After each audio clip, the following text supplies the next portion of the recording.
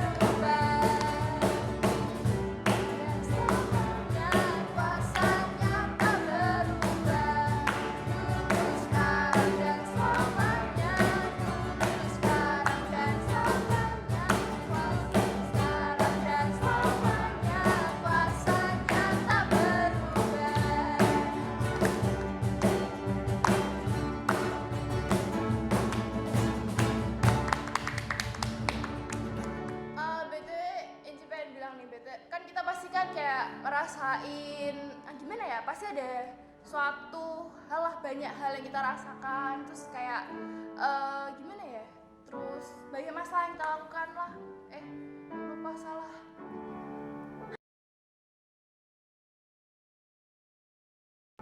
Jadi banyak hal yang kita alami lah selama bulan-bulan kayak gini lah. Dan pasti itu semua udah waktunya Tuhan untuk kita mengalami kayak gitu. Dan Tuhan pasti tetap selalu ada di sisi kita. Mari kita menyanyikan lagu Waktu Tuhan.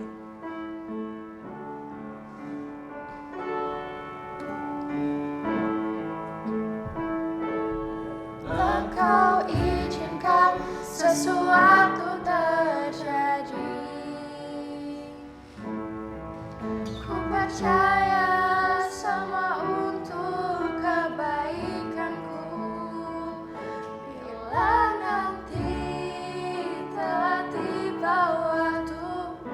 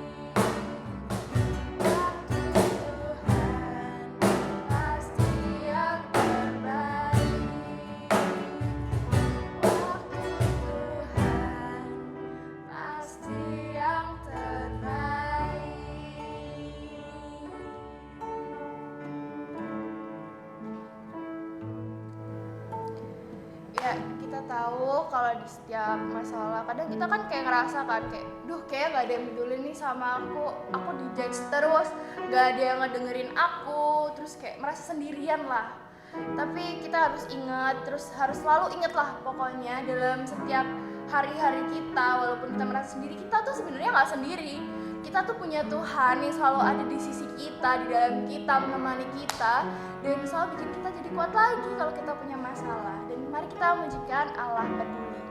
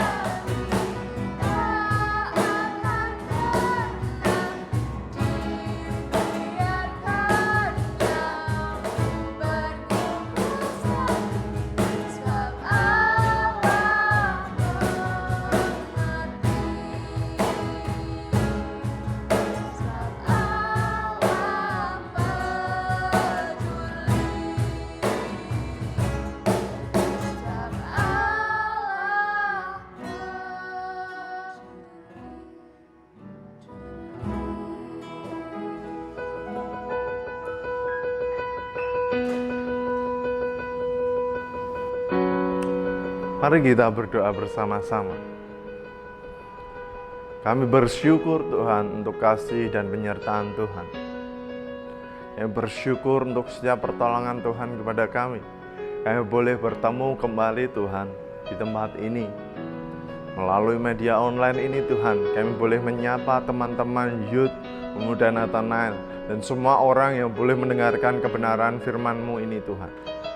Yang percaya ada kuasa Tuhan yang bekerja untuk setiap kami. Yang percaya melalui ini Tuhan kami boleh belajar tentang kebenaran-Mu, yang boleh semakin mengenal akan Engkau Tuhan. Terima kasih Tuhan, Engkau sudah menyertai kami, Engkau memberkati kami. Hanya di dalam nama-Mu kami berdoa dan mengucap syukur. Haleluya. Amin. Shalom saudaraku yang dikasih Tuhan. Puji nama Tuhan, kita bisa kembali berkumpul bersama melalui media online ini.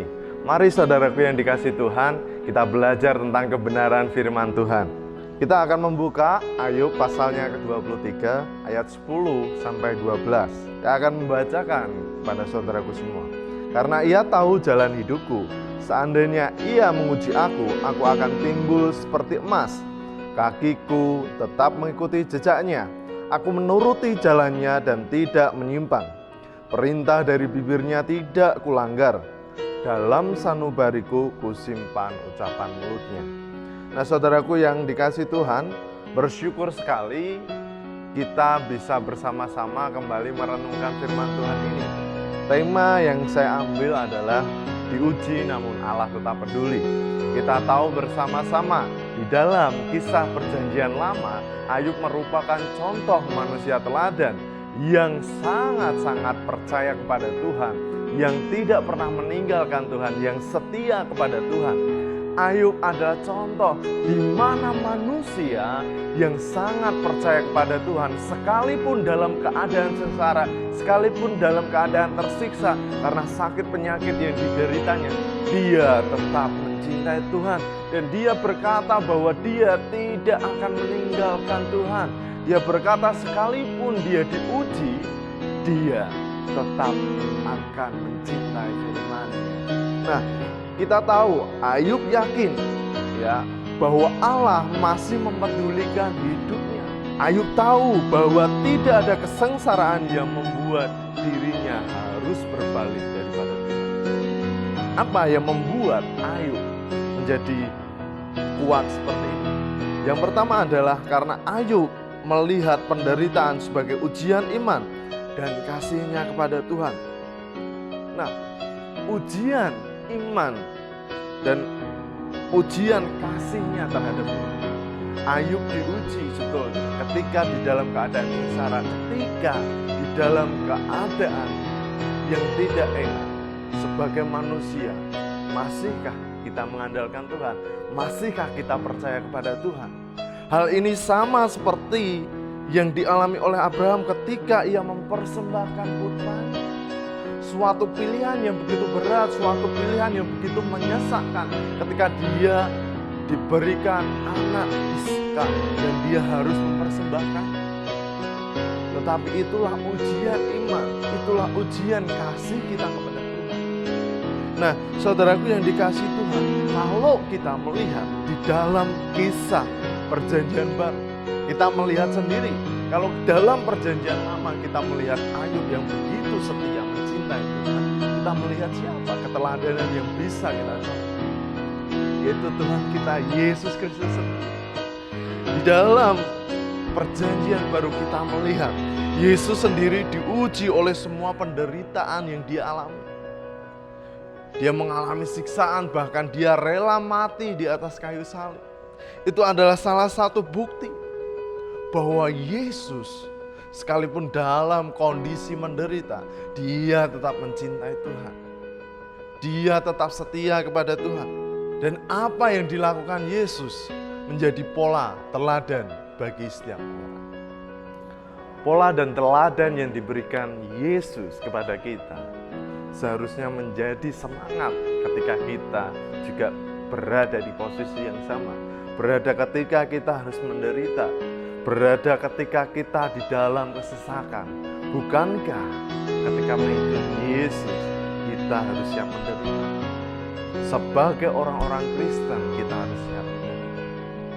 Nah, saudaraku yang dikasih Tuhan, yang kedua, apa yang membuat Ayub itu punya keyakinan yang kokoh? Yaitu karena Ayub sangat mengasihi Allah.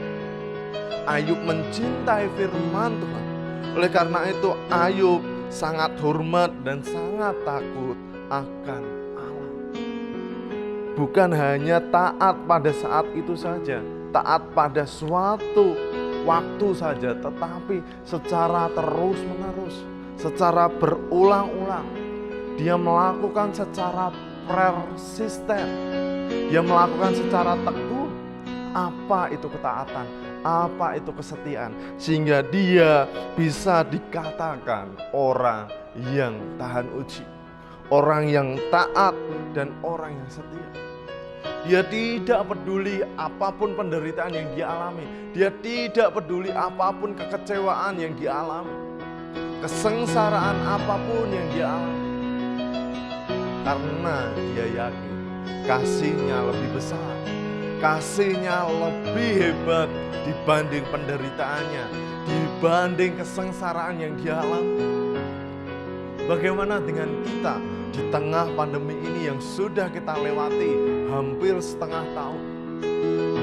Sudahkah kita benar-benar mengandalkan Tuhan sepenuh waktu?